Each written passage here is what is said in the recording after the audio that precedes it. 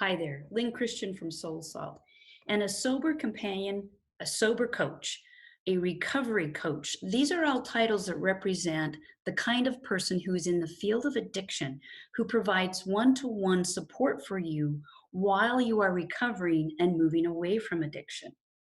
Now, this is not something that I do in my coaching world here at Soul Salt.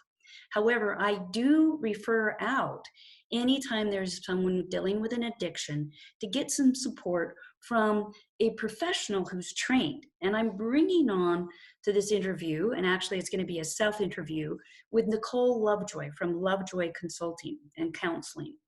She's going to answer the following questions. The first one is, how come she's qualified to speak about this? Because I'm not. How do you coach people with addictions? That's the question we're going to ask her. Why is she qualified? We want to find out how she defines addiction, because sometimes we don't know as coaches or as individuals if we're addicted or not. And we'll ask her what she suggests in terms of coaching people with addictions. We're also going to ask her what she can say about sobriety coaching, which is a new thing for a lot of people. And also when not to coach, when not to have somebody enter coaching when they're addicted.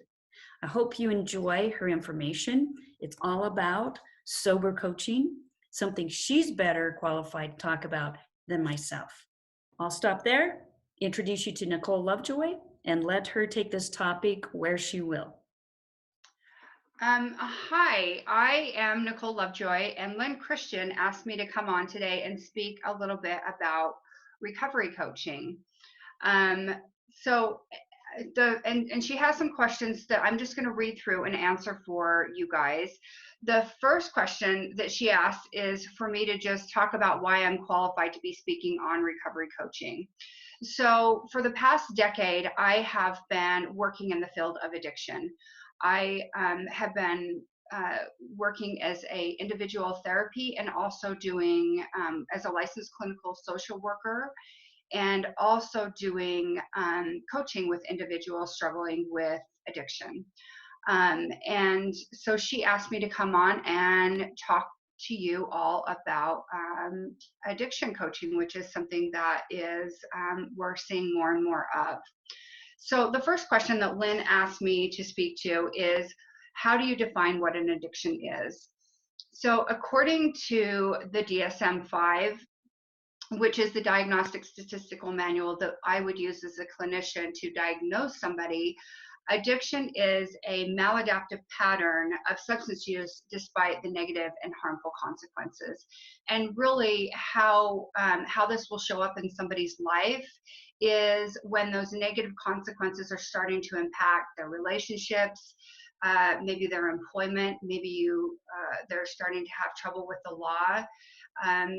Then we know that somebody's use has probably crossed over into an addiction. Also, something that I would look for with addiction, or that we know about addiction, is that really addiction is a chronic disease of the brain. What happens when somebody is in active addiction is their brain has really been rewired. We are designed as human beings to have what I would say is a top-down operating system. And really when in addiction, it becomes a bottom-up operating system. And let me explain what that means. So the prefrontal cortex, which is this front area of the brain, is the part of the brain that is it's our forethought, it's our ability to problem solve, it's really the rational part of our brain. And then the bottom part of our brain is the limbic system, and this is where our fight or flight lives. And when somebody is in active addiction, all of the decision making is really coming from the limbic system and not from the prefrontal cortex. And so in that regard, the decisions are being made from the fight or flight, from that survival part of the brain. And that part of the rational wise part of us is really almost kind of checked out and tuned out. And so we're making decisions when somebody's in that active addiction, they're really making decisions from that fight or flight. And that's why a lot of times you see somebody who's in active addiction who is making choices that they would never be making while they're sober.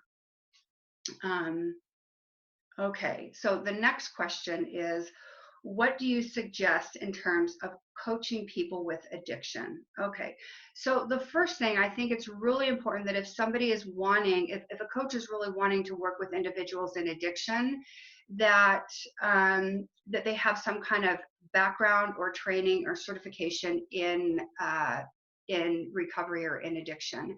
And luckily, there are so many great certification programs out there for coaches where they really can go and get the training to become educated in addiction coaching. So I think that that would be the first thing that I would really recommend. The second thing is it's really important to have that education, because there can be a lot of risks involved when working with somebody in recovery, especially active addiction, especially when it comes to detoxing. Oftentimes, somebody who is in the process of going off of their substance really requires medical supervision. And so it's important to be able to know when you need to be referring people for a higher level of care, or when you need to be referring somebody to a mental health provider or a medical provider for a supervised detox. So that is something that I think would be important.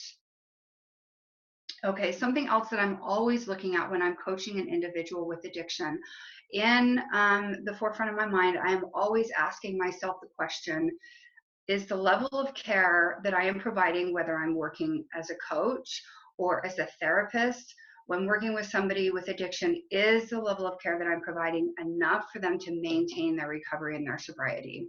And if they are chronically relapsing or having a hard time maintaining their sobriety, then I know that I really need to pull in outside resources. At that point, I know that I need to refer them to a higher level of care, or I need to really be addressing and assisting them with bumping up their support out in the community. So I might refer them and really get them engaged in the 12-step program, AA, or here there's here in Utah, and I'm sure in other states as well, there's Life Ring meetings, and these are both free community recovery services that really can make a difference. I would be encouraging them to get a sponsor, and so really be working with them on bumping up their support. And if that still is not enough, then I know that I need to pull in additional services from the mental health field, and I might refer them to an intensive outpatient program, or if need be, get them involved in treatment.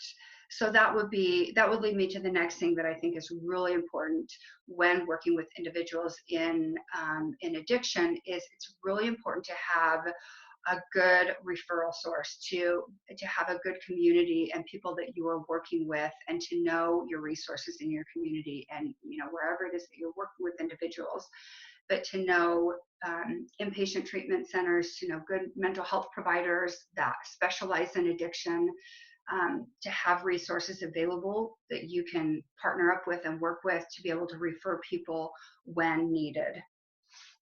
Okay, let me make sure I'm getting everything. And then really, I think what is so great about the coaching model is that a large part of working with individuals in addiction and struggling with addiction, and really working with individuals in recovery, is a lot of the changes that need to be made are behavior changes. And I think the coaching model really lends itself to that. And really working with individuals and creating behavior changes and creating new habits to support them in a recovery lifestyle. And so regardless of whether I'm coaching somebody in their relationship, in their career, in their whatever area of life, it's really making behavior changes that will support them in the recovery. So that's always something that I'm pulling through, and really bringing them back to, do these changes support your recovery? And I think the coaching model is really awesome at helping people make changes, the necessary changes to support long-term recovery. Okay. Okay, next question. What can you say about sobriety coaching? Okay, So really, sobriety coaching is something that we have started hearing about with celebrities and people who are famous, that if they've gone into treatment, that they now have a sober coach. And so the answer to this really varies depending upon what coach you talk to. And there's also something called sober companionship. And really a sober companion and a sober coach may overlap and may be similar, but really the kind of the general term for sober coaching is a coach that is trained to help an individual throughout their recovery process. And so it's helping them get sober, and then it's also helping them maintain their sobriety.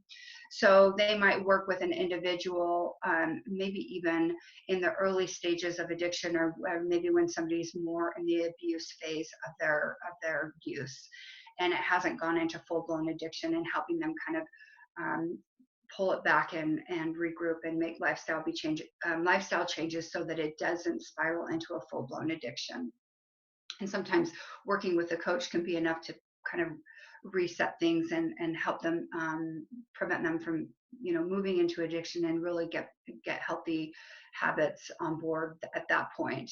If not, then the recovery coach or the sober coach would really help be quite involved in getting them into treatment. And treatment, inpatient treatment, is designed anywhere from 30 to 90 days. And the idea of treatment is really to get them off of the drug or the alcohol. And then once they are done with treatment, really having support there available to them when they're out of treatment is going to be so important. And so that's another place where recovery coaching can be, and the sober coaching can be so helpful. Is somebody coming out of treatment is going to need a lot of support around making lifestyle changes to support them in the recovery. And so that's where a sober coach can really be involved and be available to them. And depending on the coach and the program that they have available, it might be somebody that they check in with daily, somebody that's available if they're feeling like they're on the verge of a relapse, or they're having some really they're craving and they're having a hard time, that the recovery coach would act almost like a sponsor. And so it really just kind of depends on the program that the recovery coach has available. Okay, so that's really what I want to say about that.